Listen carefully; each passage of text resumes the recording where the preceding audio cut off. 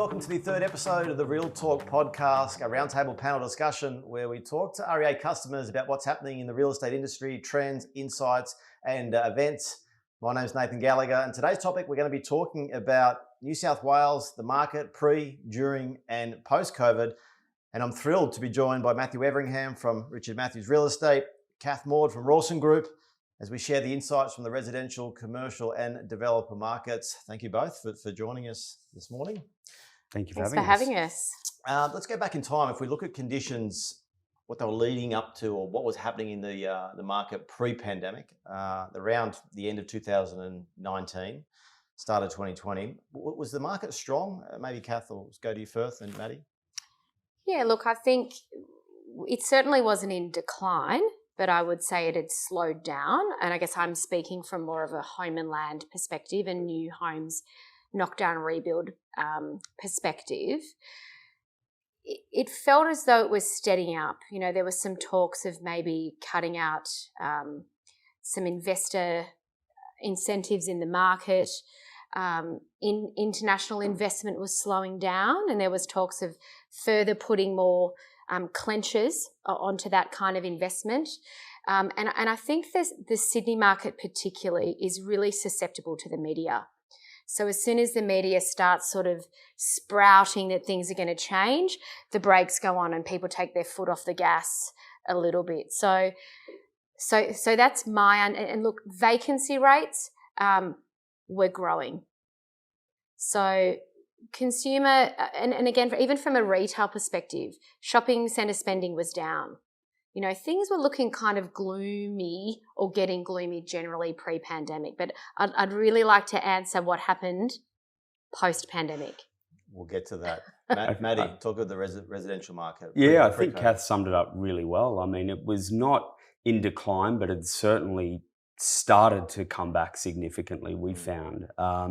There was a lot more property that was coming to market, and the supply was certainly very different to what we'd had the year before. Yep. So it really was changing. And I think COVID hit, and a lot of that supply then came out of the market, and that's probably what gave it the boost. But I think you summed it up really well. The media in Sydney really has an impact on the market, and they had switched in their communication to people, and it pulled back.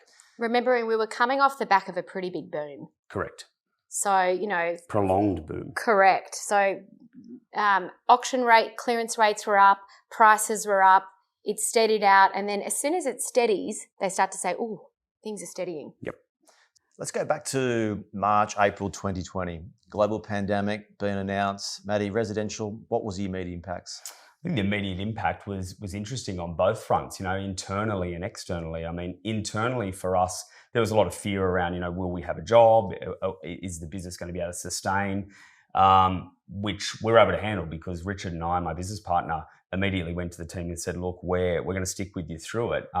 We need you to work hard. And our team doubled within those first few months of the pandemic kicking in. So once we got through that first week or so, I think people just calmed down. There was certainly a sense of fear in the community. People were very nervous about a range of things. Real estate was one of them. But I think the stock that came onto the market stopped for a period of time. And a lot of people that were on the market said, look, let's take a break here. We don't know where we're going to be. So immediately it was a problem. But after a week or two, it started to really kick on again.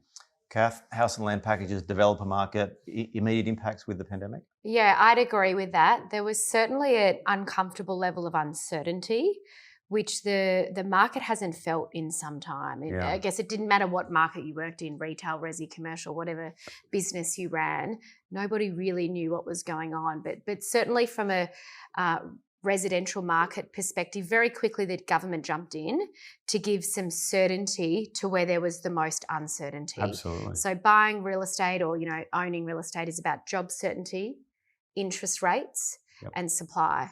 So they jumped in super quickly around job certainty. So JobKeeper kept people in a job or subsidised companies to keep people employed. Yeah. There was the Home Builder Grant, which was a fantastic initiative. They brought on very quickly to continue to get people to buy and the incentives to buy. And then not only managing interest rates, but lowering interest rates, which is, there's many factors that contribute to that, certainly encouraged people to continue to participate. So what started with a level of overwhelming uncertainty became, hang on, we're in a boom again. Yeah, and they moved quickly. They really moved fast, and I think people reacted well to that.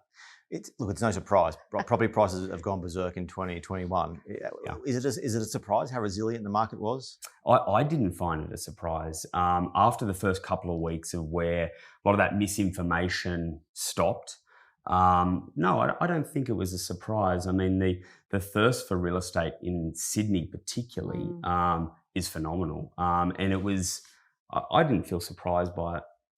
No, me neither. And I think there's something to be said about the phrase safe as houses.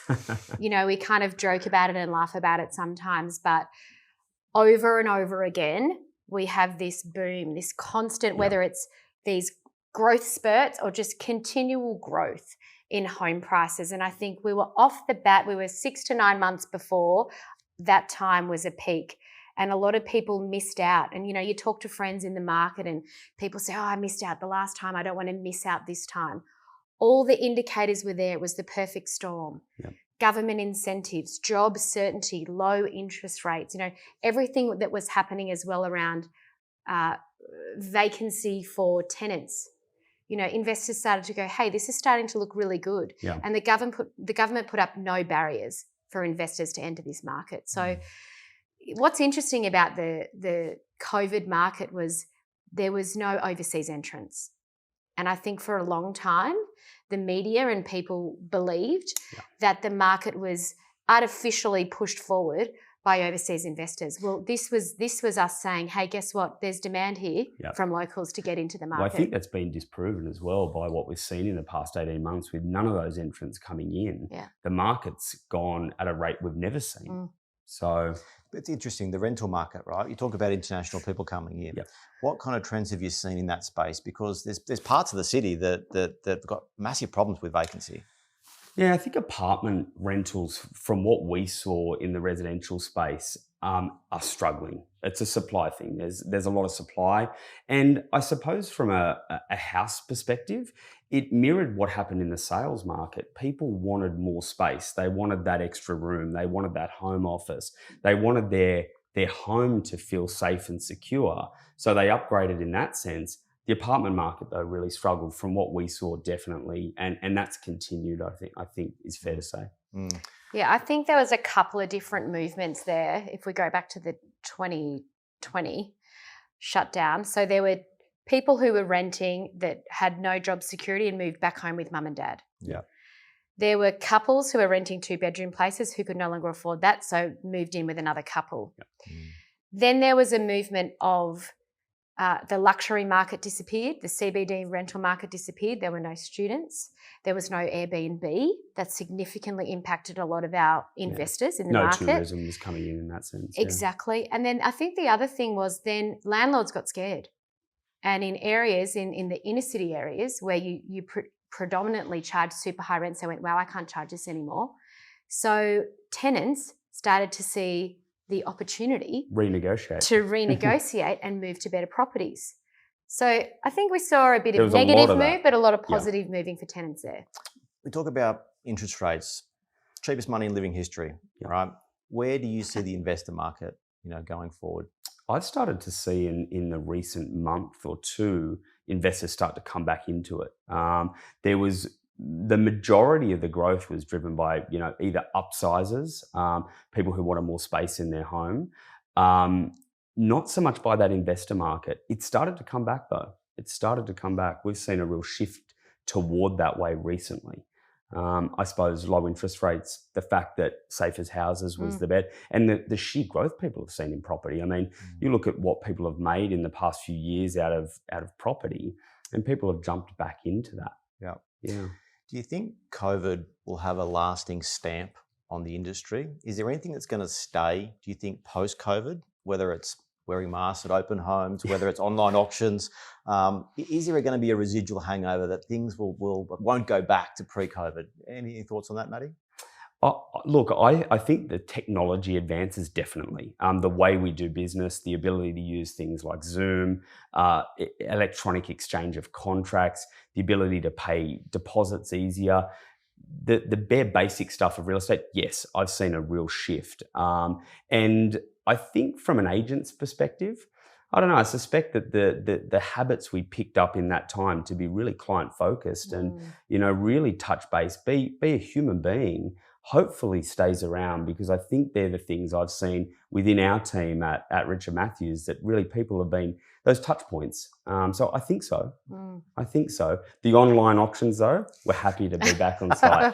I agree.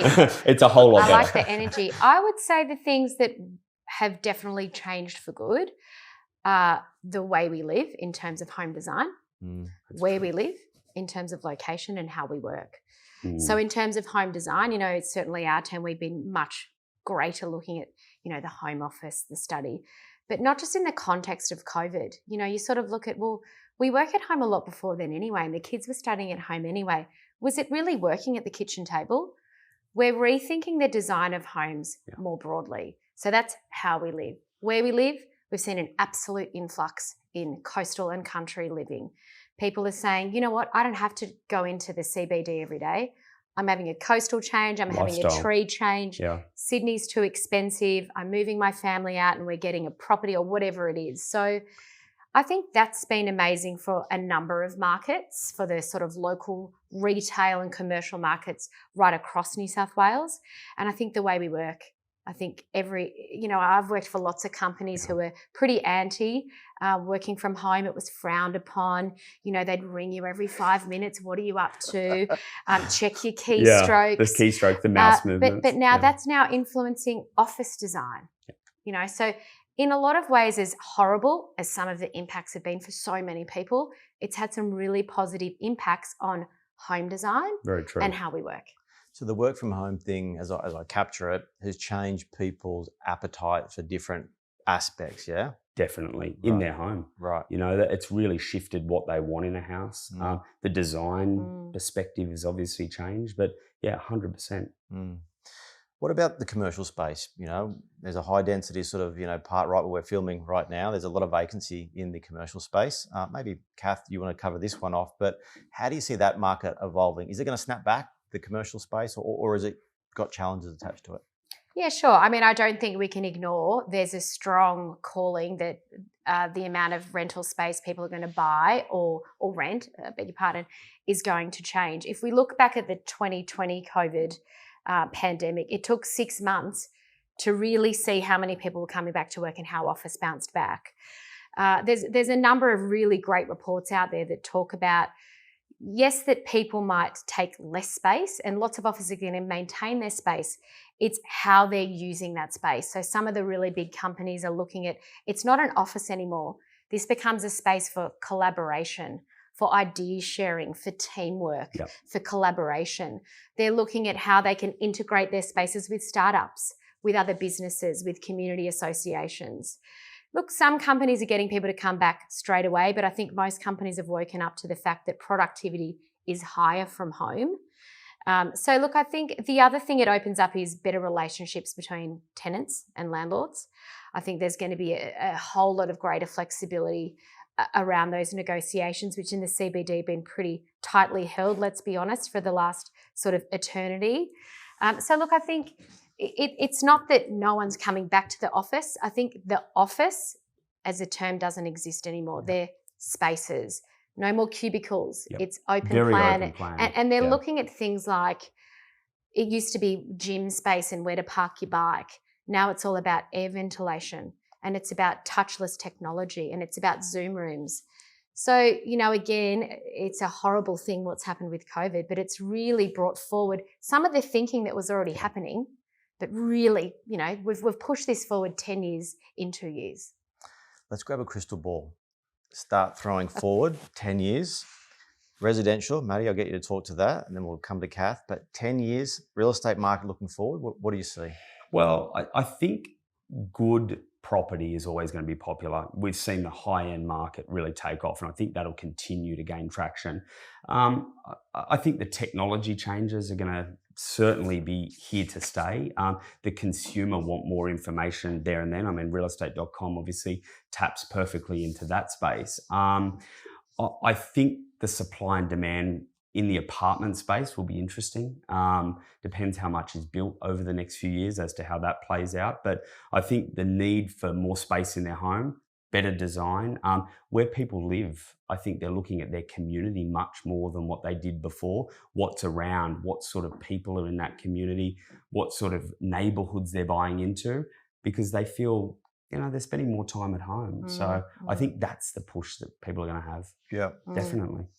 I'd say from my perspective, in 10 years, there's going to be no land left in Sydney. So people get your skates on. Anyone that's buying now or in the next few years, we're landlocked. Sydney's landlocked by right? National Park, the ocean and the mountains. So eventually we're going to run out of land. But anyone that's bought land in the last even 10 years in some of these growth areas, the infrastructure is finally going to be delivered. Yep. The transport, the metro line, the shopping centres, the schools. So even their investment that we're saying now is at a peak is still going to continue to grow. What I think we'll see in Sydney is new diversity of living, more medium density, more townhomes, more duplex, more triplex. There's no land left. And if we want to keep building here, we've got to keep looking internally at what we've got and getting more dense. Maddie, Kath, thank you for your insights. I hope everyone tuning in, that's been insightful, and you can take away some of those things to implement into your own business. To our guests, thank you again for joining us, and make sure you check out our other episodes of the Real Talk podcast on our Developer Hub, on our Agent Marketing Centre, and where all good podcast platforms are. Again, thank you for tuning in, and see you soon.